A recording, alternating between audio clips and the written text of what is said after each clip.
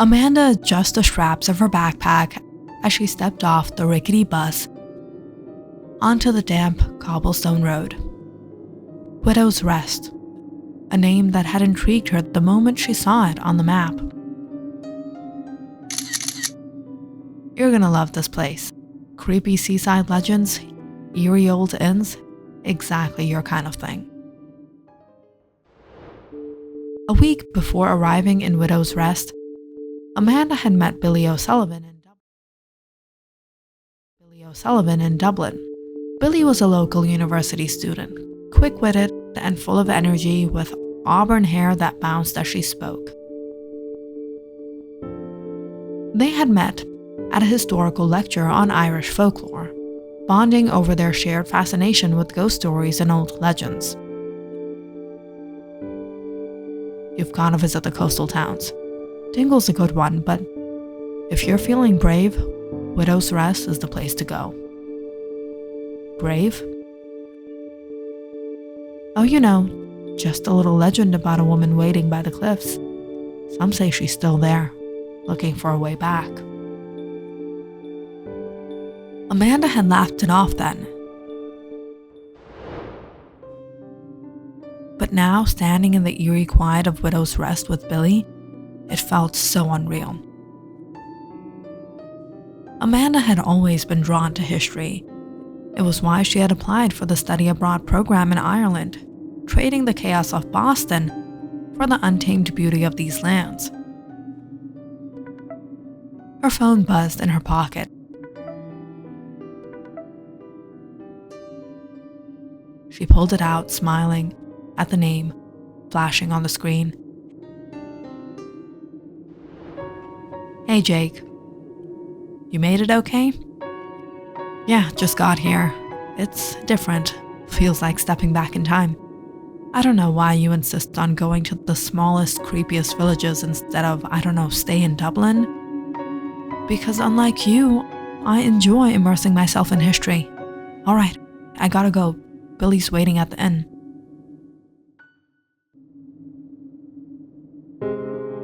The Widow's Rest Inn loomed before them, an imposing stone structure that looked like it had stood there for centuries. Bracing against the relentless sea winds, the wooden sign creaked on its rusted hinges as Billie pushed open the heavy oak door.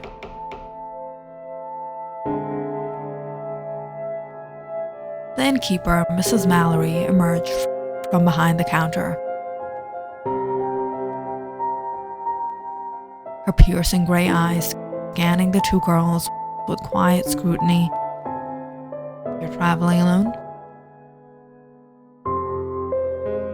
Together, just for a few days. Room's ready upstairs, but mind yourselves near the cliffs. Because of the legend? Because of the legend? Hey, Roisin Delaney still waits there. Who was she?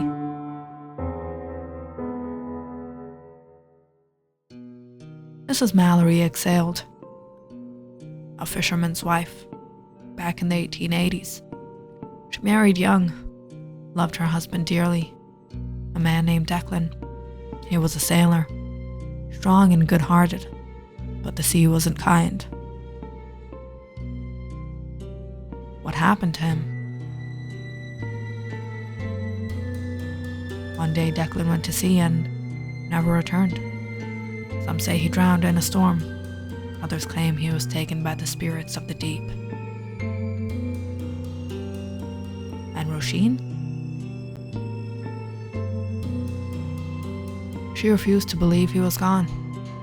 Every day she walked to the cliffs, waiting, watching, convinced he'd return.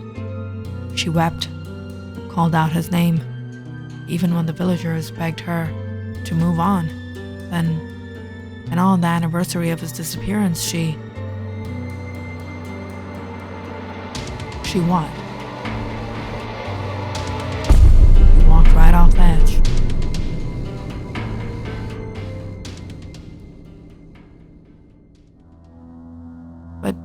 Here's the part they don't always tell. Her body was never found. And some swear they have still seen her there, waiting. And worse yet, sometimes those who see her don't come back the same. What do you mean? Doesn't want to be alone anymore.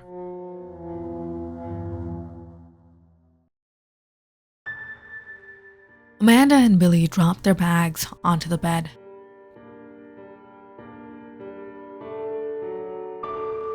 The window faced the back of the inn, a perfect view of the cliffs and the restless sea.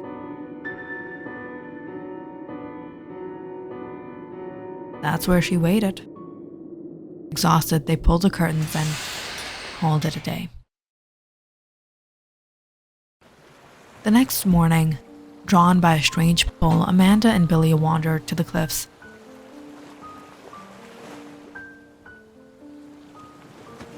Near the edge stood a weathered gravestone, the name barely legible beneath centuries of erosion. Roisin Delaney, 1862 to 1888, still waiting. 1862 to 1888, still waiting.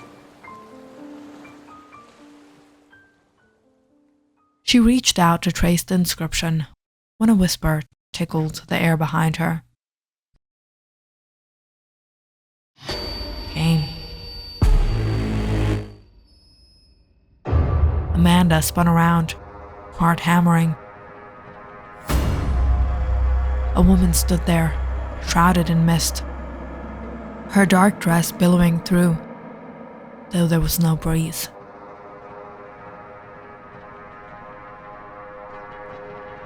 Billie stood beside her, unbothered, gazing at the waves. Amy? You okay? You don't see her? See who?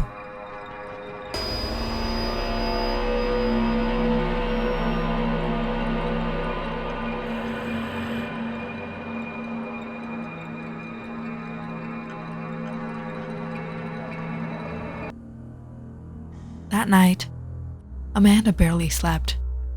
Every time she closed her eyes, she saw Roshene standing at the edge of the cliffs. I waited for him. Amanda jerked awake. She nudged Billie up.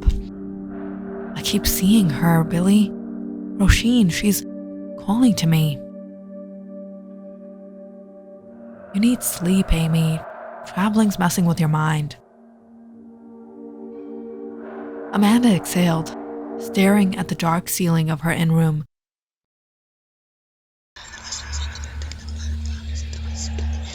First, just at the cliffs. Then, in the hallways of the inn. Finally, in her own room, curling around her ears like breath against her skin. You've come for me. You've come to wait.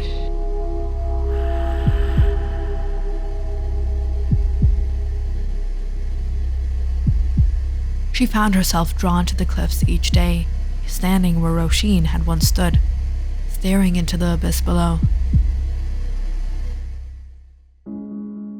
You are obsessed and exhausted. Why do you keep talking about her?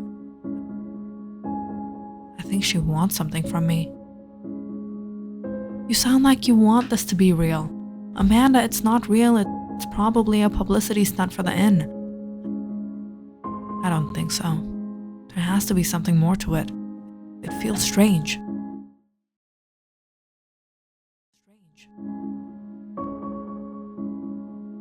The next morning, Amanda insisted they do some digging.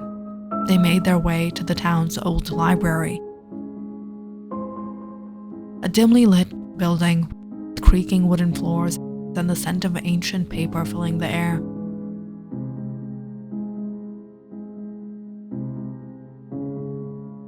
The librarian, a frail woman with thick glasses, seemed wary, when they asked about Roshene and Declan. Best not to go prying into the past, she muttered, but led them to a section filled with local folklore and fishermen's tales. Amanda traced her fingers along the spines of the worn books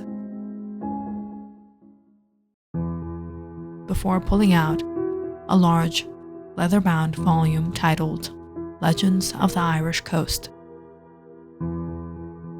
She flipped through its brittle pages, stopping when a familiar name caught her eye. Declan Delaney, lost at sea, 1880. Last seen departing from Dingle Shore, witnesses claimed he followed a voice on the wind, never to return. After a few more hours of research, the two left the library, their heads full of questions. The air was crisp, and they wandered through the town, eventually stopping at a small, cozy restaurant with a sign reading O'Malley's Home Kitchen. Inside, the smell of warm Irish cabbage soup filled the air. They settled into a wooden booth, ordering 2 steaming bowls, and soon after, an elderly man with silver hair and sharp eyes approached them. "You're the travelers looking into Roshene and Declan, aren't you? How did you know?" "News spreads fast in a small town, dear." He placed the bowls in front of them before sitting across from them, folding his hands. "We're chasing ghosts, but there's more to that tale than just Roshene's sorrow." "What do you mean?" "Declan didn't just vanish. He was taken. By the wind, we know." "Not any wind." "Not any wind. They were sirens. The ones who haunt these waters are ancient, malicious. They call to lonely souls, lure them into the deep, and once they have them, there's no escape." "You don't really believe that, do you?" "Believe what you like, but many a fisherman have vanished over the years, always having hearing a song on the wind." A cold chill ran down Amanda's spine as they finished their meal and left the restaurant. The whispers in the wind seemed louder than before.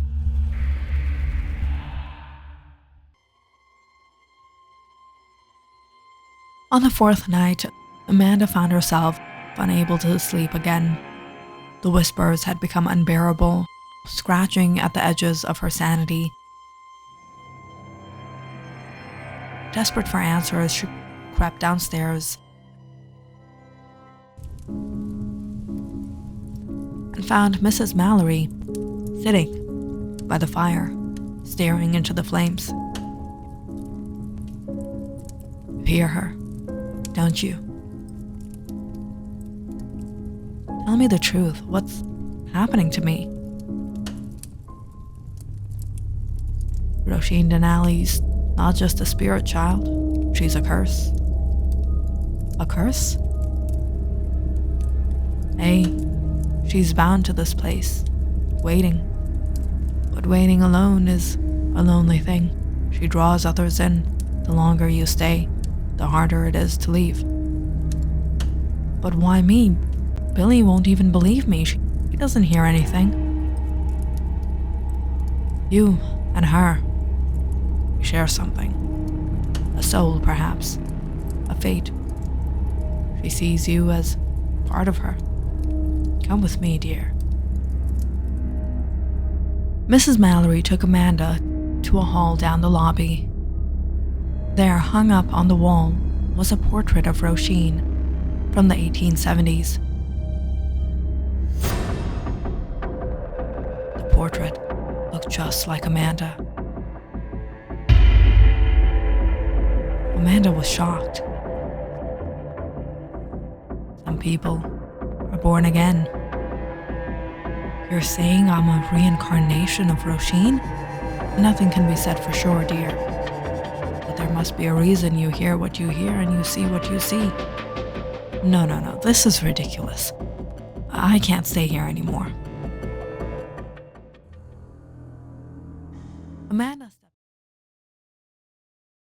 Amanda stepped outside for air, her mind racing. She approached Roshene's gravestone, staring at the worn inscription. What is going on?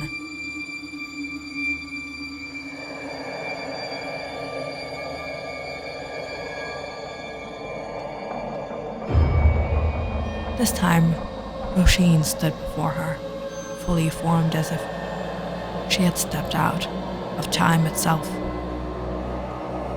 Came again.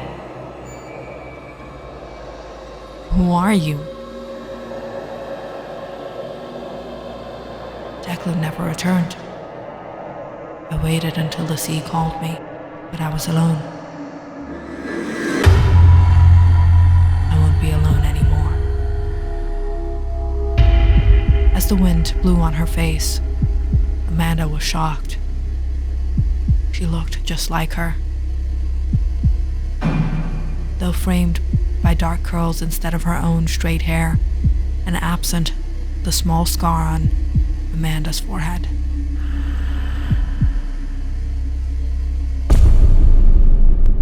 A sudden dizzying wave of exhaustion washed over Amanda. Her knees buckled and darkness swallowed her whole.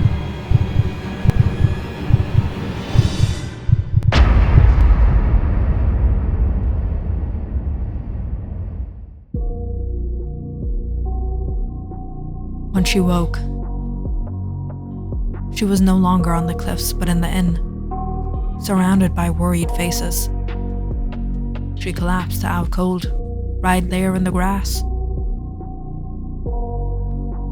Mrs. Mallory knelt beside her, Billie worried sick. Amanda? Amanda blinked, her head throbbing. Where am I? Amanda! Jake, breathless, rushed in through the door, throwing his backpack aside. Amanda, what happened to you? I came as soon as I got the call from Billie. You came? Back. He came back. It's not her. Roshene. It's the spirit of Roshene. I told her. The winds have been awaiting her return.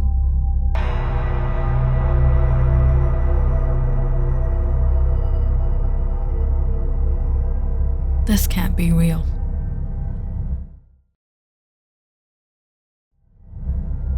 Oh, it is.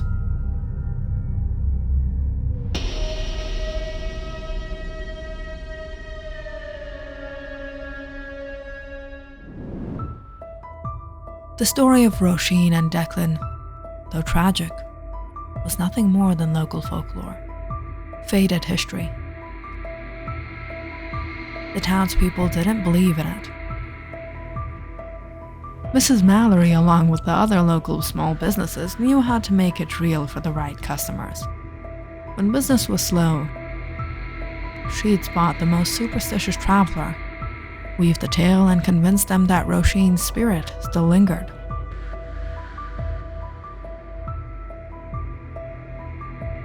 Along with that, she'd serve them a little something to make sure their very minds were prepared to see what she wanted them to see.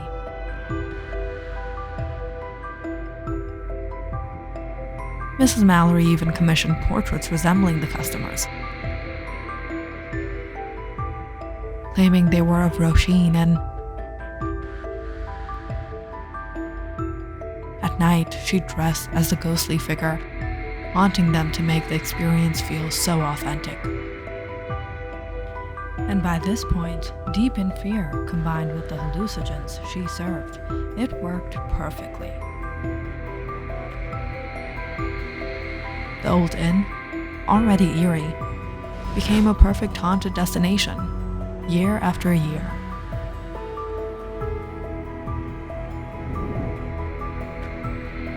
We have to get out of here.